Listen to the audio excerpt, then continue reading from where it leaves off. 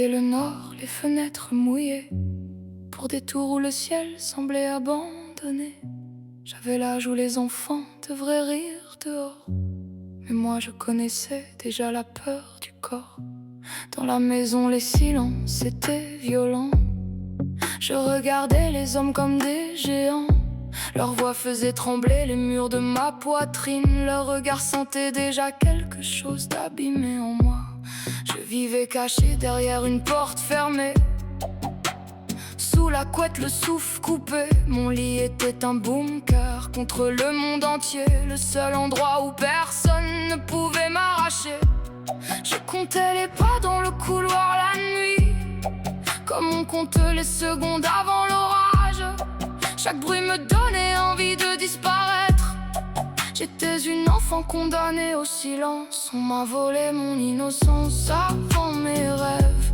Éteint la lumière dans mes yeux trop tôt. J'étais petite face à des monstres debout, avec des mains sales cachées sous leur peau. Je voulais devenir invisible, me dissoudre dans les murs de ma chambre, mais même dans l'ombre, même immobile.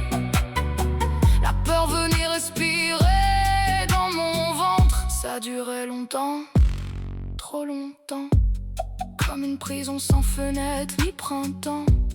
Toujours cette ombre derrière mes épaules, toujours cette peur collée à ma peau. Je connaissais le craquement du parquet, le moment exact où je devais me cacher.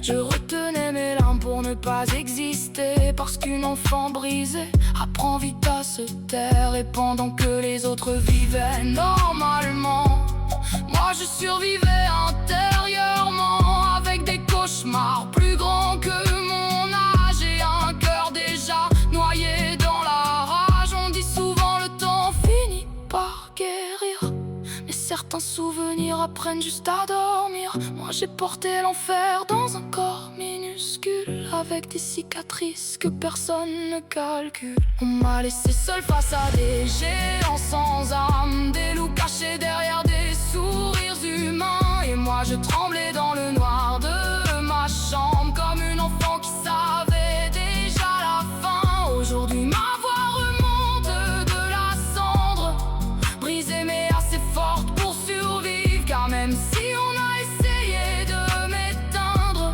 je suis encore là et j'écris.